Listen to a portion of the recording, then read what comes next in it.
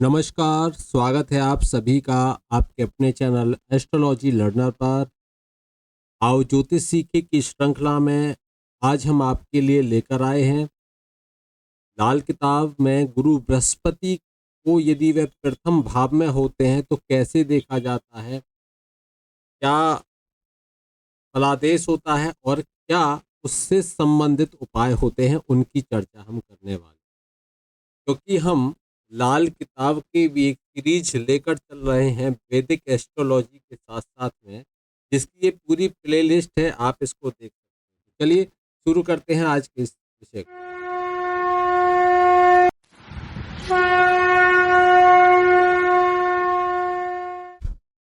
गुरु बृहस्पति को लाल किताब में जैसे हम गुरु बोलते हैं तो वहां पर बृहस्पति बोला जाता है, क्योंकि उनकी जो शब्दावली है थोड़ी सी अलग है वैदिक की कंपेयर।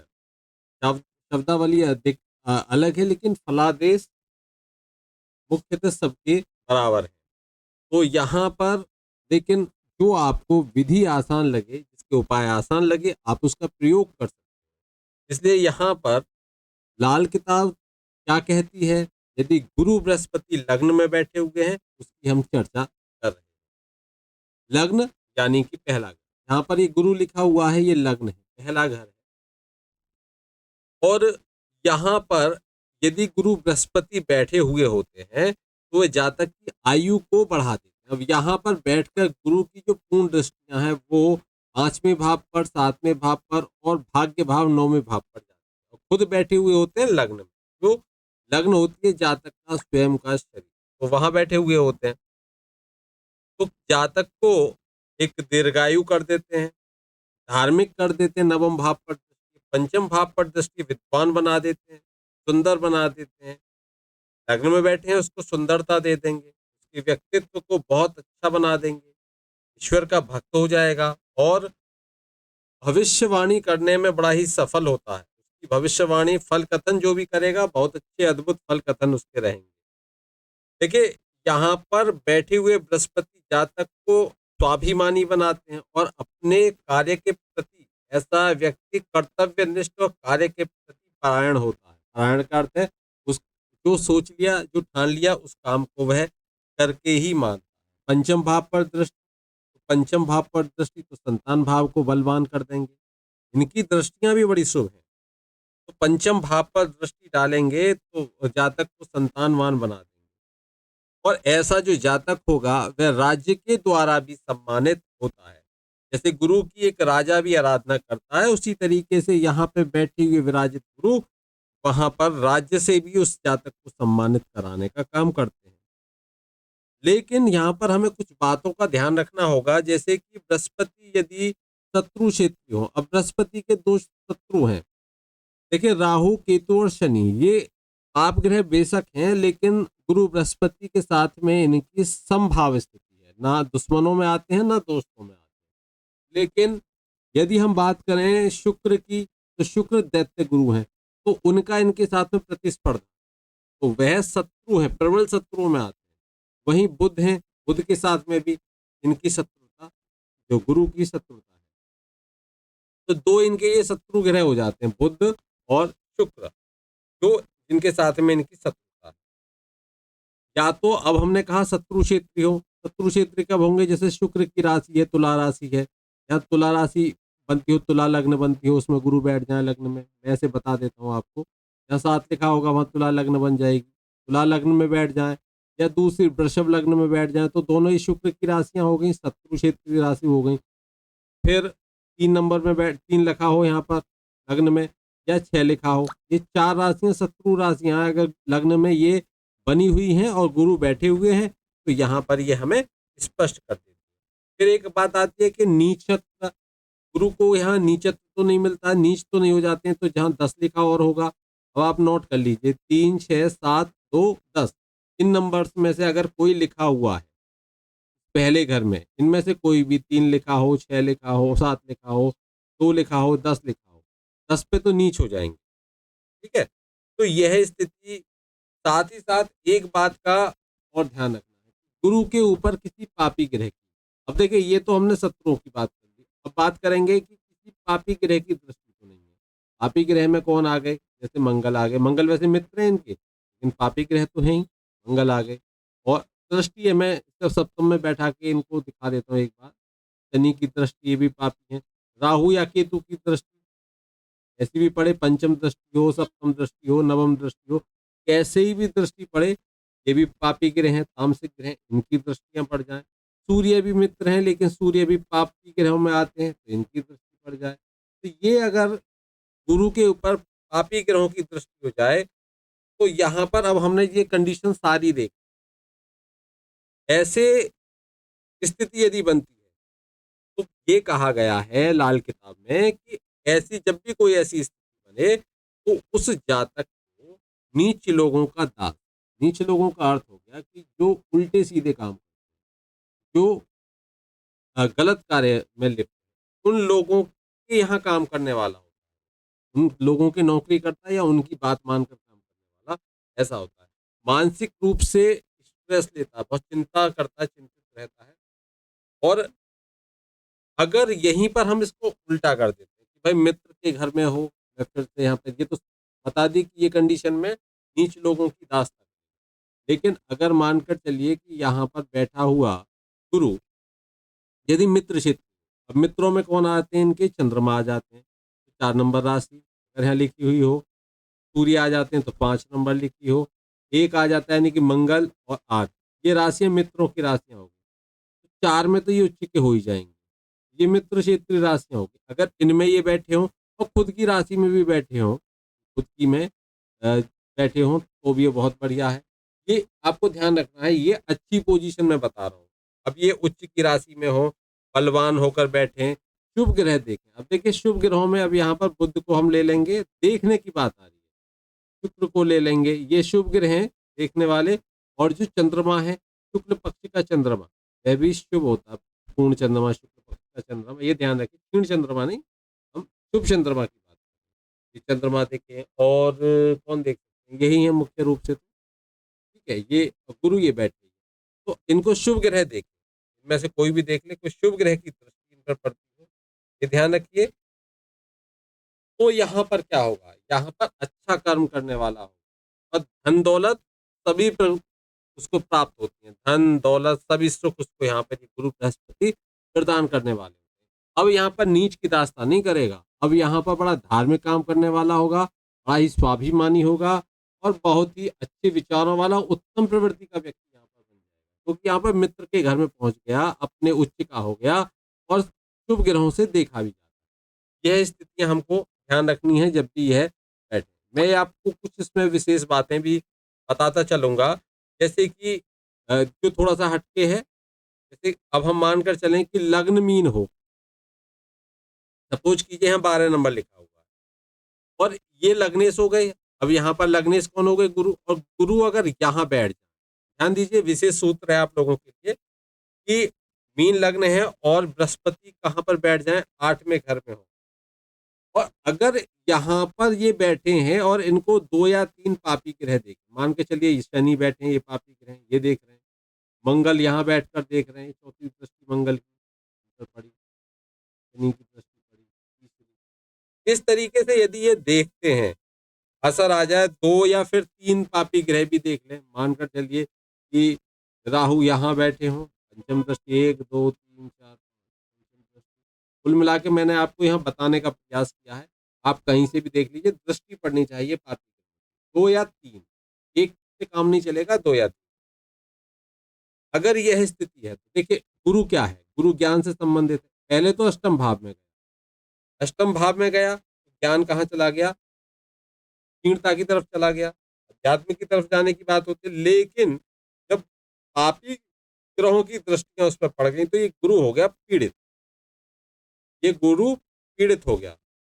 और ऊपर से एक बात और ध्यान कर लीजिए कि अगर यहाँ पर ये जो बैठा है, यहाँ पर 12 1 2 3 4 5 6 7, यहाँ लिखा क्या होगा, 7। 7 का अर्थ समझते होंगे आप, शत्रु, यानी कि शुक्र के घर में बैठा हुआ। तो 2 3 ग्रहों ने पीड़ित कर दिया, लग्नेश आकर शुक्र के घर अष्टम में बैठ गया, और वो भी किसके घर में, शुक्र, शत्रु के घर में बैठ। अब शत्रु के घर में बैठने के कारण अब यह क्या करेगा, क्योंकि ये लग्न है, जातक का शरीर है, और शरीर में भी हम पार्ट की बात करें तो सिर है। अब यहाँ पर जब यह स्थिति बनेगी तो ऐसा जातक कैसा हो जाएगा? मंदबुद्धि हो जाएगा, जड़ बुद्धि हो जाएगा, मंदबुद्धि से भी ऊपर जड़ बुद्धि ऐसा जातक। और इसमें बृहस्पति कहते हैं शुभ ग्रह वक्री है, तो वहां पर उसकी शुभता बढ़ जाएगी। लेकिन यहाँ पर कंडीशन अपोजिट है। यहाँ पर क्या होगा, अगर ये वक्री भी है तब भी, वक्री को कहते हैं कि जैसे यहाँ का फल नहीं देगा, फिर अपोजिट फल देता है। जैसे शुभ ग्रह मान के चलिए बृहस्पति हैं, ज्ञान के हैं, वक्री हो गए तो वहाँ जातक को उसके ज्ञान से अलग कर देंगे। अब यहाँ पर मान के चलिए पूरा पूरा योग मूढ़मती का बन रहा है, यानी कि जड़ बुद्धि का बन रहा है, तो वक्री हो जाए तो हम सोचेंगे कि नहीं वक्री हो गए तो अपोजिट है, मतलब बुद्धिमान हो जाएगा। लेकिन नहीं, यहाँ पर उसका भी प्रभाव देखने को नहीं मिलेगा। वक्री हो जाए तब भी थोड़ा बहुत असर होगा, कम होगा थोड़ा असर। लेकिन और अगर मैं कहूँ कि आप इसके उपाय भी करें, तो उपाय दान पुण्य जो भी आप करेंगे उसमें अगर आप बृहस्पति का रत्न भी पहनते हो तो वहाँ केवल कुछ परसेंट ही आपको सुधार देखने को मिलेगा। मतलब मंदमती हो जाएगा जड़ बुद्धि, जो जड़ है वो मंदमती हो जाएगा बस। लेकिन आप सोचें तीव्र बुद्धि का होगा तो नहीं। ये स्पष्ट है। यहाँ पर जब लग्न की ये कंडीशन मैंने आपको बता दी, आप जन्म कुंडलियों में देख सकते हैं, इसका विश्लेषण कर सकते हैं। अब देखिए हम बात करेंगे, क्योंकि हम बात कर रहे हैं गुरु अगर यहाँ बैठे हो, वो मैंने आपको याद आ गया, वो मैंने सूत्र आपको बता दिया। जैसे गुरु यहाँ बैठे हो लग्न में, यहाँ पर लाल किताब क्या कहती है? जो लाल किताब है वो क्या कहती है? तो लाल किताब अपनी भाषा में कहती है कि अपनी दिमागी ताकत के बल पर देश के रहनुमाओं से दोस्ती में महारत हासिल होगी। कहने का अर्थ है कि अपने बुद्धि बल से बड़े बड़े लोगों के साथ में उसके संबंध स्थापित होंगे, उनके साथ में नजदीकियां उसकी रहेंगी। फिर बात करते हैं कि जातक की तालीम पूरे दर्जे की मुकम्मल हो या ना हो, मगर वो दौलतमंद जरूर होगा। निकम्मा शक्ति मिजाज का ना होगा, बहुत ज्यादा गुस्सा करने वाला होने पर भी दिल का साफ, तबीयत का नेक और संजीदा होगा। कहने का इसका अर्थ है कि जातक की तालीम, तालीम मीन्स एजुकेशन, पूरे दर्जे की मुकम्मल हो या ना हो, मतलब एजुकेशन उससे कंप्लीट मिले या ना मिले, हाई एजुकेशन में जाए या ना जाए, लेकिन उसके पास में पैसे की कमी नहीं रहेगी, उसके पास में जो धन दौलत है वह खूब रहेगी। निकम्मा बिल्कुल नहीं होगा, मतलब काम से जी चुराने वाला नहीं होगा, शकी मिजाज भी नहीं होगा, किसी पर शक करने वाला भी नहीं होगा। गुस्सा तो तेज आएगा, लेकिन दिल का ऐसा व्यक्ति साफ होता है और अच्छा करने वाला होता है, नेक दिल उसको कहा गया है, और हमेशा सबसे सभ्यता से बात करने वाला होता है। फिर तीसरा पॉइंट है इसका कि एक बच्चे की पैदाइश के बाद दूसरे बच्चे की उम्र का फर्क 8 साल से ज्यादा ना हो। इसमें अ, अगर दो बच्चे हैं के लिए है तो वहां पर अगर किसी की जन्म कुंडली में, तो उसकी जो संतान है वो संतान शीघ्र अतिशीघ्र हो जाएगी। मतलब दोनों के अगर संतानों में ऐसा नहीं कि संतान होगी तो दूसरी 10 साल बाद हो रही है, नहीं, 8 साल के अंदर अंदर दूसरी संतान भी प्राप्त हो जाएगी। ज्यादा 8 साल से अधिक का फर्क होगा ही नहीं। अब इसका एक पॉइंट है जो कहता है कि कई इल्मों का जानकार सरकारी हाकिम हो। इल्मों का मतलब होता है कई तरीके, कई तौर, कई टेक्निक्स उसको आएंगी, नॉलेज होगी, बहुत सारी विद्याओं को जानने वाला होगा। विद्याओं का अर्थ हो गया कि बहुत प्रकार का ज्ञान उसके पास में होगा। डिग्री डिप्लोमा हो ना हो बात अलग है। गवर्नमेंट सेक्टर में बड़ा अधिकारी भी ऐसा जातक बनता है, और जैसे जैसे उसकी एज बढ़ती जाती है तब उसका मन संन्यास की तरफ बढ़ने लग जाता है, वह सन्यासी जीवन की तरफ बढ़ जाता है, आध्यात्मिकता की तरफ बढ़ने लग जाता है, लोग उसका बहुत सम्मान करने लग जाते हैं। क्योंकि आध्यात्मिकता, ये गुरु क्या करेंगे, उसको गुरु तत्व प्रदान करेंगे, तो श्रेष्ठ बनाएंगे। तो ऐसी कंडीशन आने लग जाती है जिसके लग्न में गुरु बैठे हुए हो, बहुत अच्छी स्थिति रहती है यहाँ पर। और ये भी कहा जाता है कि ऐसे व्यक्ति को उसकी जो पुश्तैनी जायदाद है वो जरूर मिलती है, और शादी के बाद से ही जो नसीब है वो बहुत अच्छा हो जाता है, जिसका भाग्य अच्छा हो जाता है, और अपनी मेहनत के बल पर वो अपना स्वयं का अपना मकान खड़ा कर सकता है, इतनी उसके अंदर सामर्थ्य आ जाती है। किसी के आगे उसको हाथ फैलाना नहीं पड़ता, क्योंकि किस्मत उसके हमेशा साथ रहती है। तो ये हमने देखा कि लाल किताब क्या कहती है, यदि गुरु बृहस्पति लग्न में किसी के बैठे हो और कौन कौन सी कंडीशंस होते हैं जो उनका जो फल है वो नेगेटिव रह जाता है लग्न में बैठने के बाद भी, और कब बहुत ज़्यादा पॉजिटिव हो जाता है, उन दोनों की मैंने यहाँ पर चर्चा की है। अब नेगेटिव हो तो हमको क्या उपाय करना, मानकर चलिए नेगेटिव, तो गुरु को ठीक करने के लिए बुध के दोषों को दूर करना, कि बुध क्या है, गुरु के शत्रु हैं। तो बुध का दोष दूर करने के लिए आपको क्या करना होगा, एक उपाय दिया हुआ है कि आप नाक में चांदी पहने, तो नाक में कुछ भी चांदी आप धारण कर सकते हो, पहन सकते हो, जो कर सकते हैं। अब मोस्टली जिन जातिकाएं हैं वो तो बहुत आसानी से कर सकते हैं। दूसरा इसमें हम देखते हैं कि जन्म कुंडली का जो पहला घर है, दूसरा घर है और तीसरा घर है, उनके जो रीजन्स हैं, जो कारण हैं, उनको दूर करें।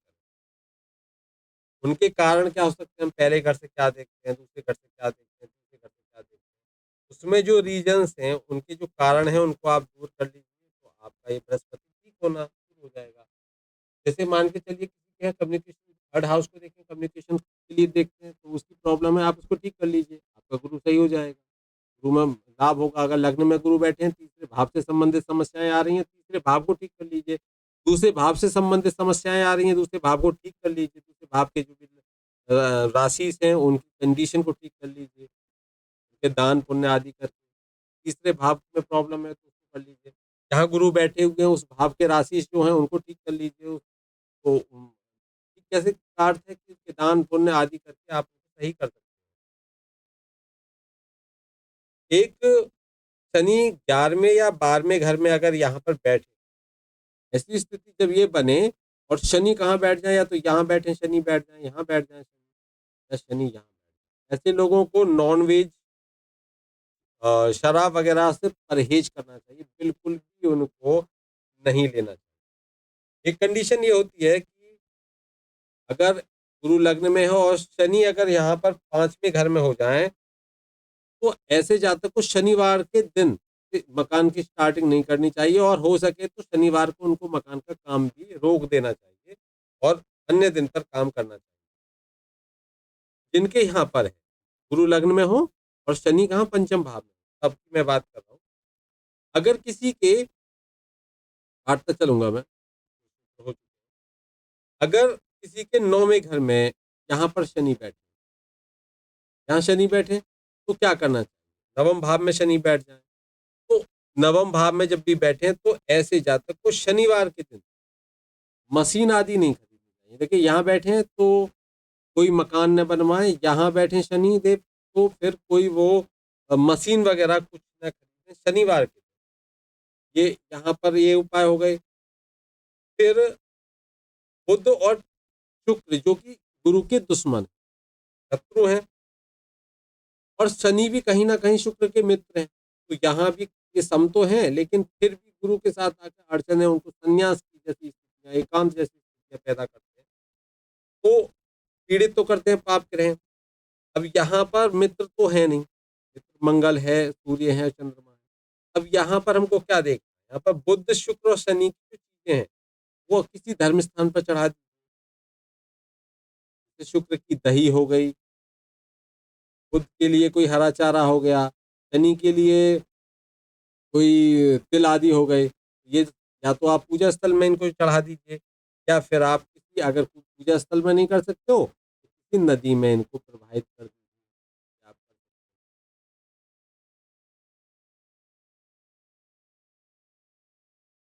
हैं। ये जो बताए इन ग्रहों की वस्तुओं को दान भी करना है। बुद्ध के लिए इसमें आपको बुद्ध की पूजा करें। अब देखिए उपाय गुरु के लिए हैं, गुरु नेगेटिव हैं तो हम जो इनको नेगेटिव कर रहे हैं हम उनके उपाय कर रहे हैं। तो बुद्ध हैं, बुद्ध से नेगेटिव होंगे तो आप बुद्ध की पूजा कीजिए, बुद्ध की पूजा कीजिए, बुद्ध की पूजा, पूजा अर्चना आप कर सकते हो, मंत्र जाप कर सकते हो, बीज मंत्र कर सकते हो, गाय की सेवा कर सकते हो, और जो कुष्ठ रोगी हैं उनकी सेवा कर सकते हो, उनकी मदद हेल्प कर सकते हो मनी से या किसी भी तरीके से, कपड़ों से, किसी भी तरीके से आप उनकी हेल्प कर सकते हो। ये आपको ध्यान रखनी चाहिए। विशेष रूप से अब हम जो इस भाव के लिए जो विशेष बात है मैं बताना चाहूँगा कि ये कहा गया है कि गुरु बृहस्पति जब पहले 5वें या 12वें घर में हो तो सूर्य और शनि, और छठे और 11वें में हो तो सिर्फ शनि को मदद पहुंचाते हैं, केवल शनि की हेल्प करते हैं। अगर ये छठे भाव में बैठे हों या 11वें घर में बैठे हों तो शनि की तो हेल्प करेंगे। और अगर पहले 5वें या 12वें भाव में गुरु बृहस्पति बैठे तो फिर ये सूर्य और शनि दोनों की करते हैं। नहीं तो फिर यह छठे और 11वें में हो तो शनि की ही मदद करते हैं। ये थे गुरु के प्रथम भाव में बैठने पर क्या स्थितियां होती हैं और उसके क्या उपाय होते हैं। लाल किताब के आधार पर ये हमारी सीरीज चल रही है लाल किताब की मैंने प्लेलिस्ट अलग बना दी है जिसमें हम पूरा लाल किताब में ग्रहों के बारे में क्या बताया गया है। लाल किताब में प्रत्येक ग्रह के प्रत्येक भाव की हम चर्चा करते चलेंगे, आप तक पहुंचाते चलेंगे इस अद्भुत ज्ञान को।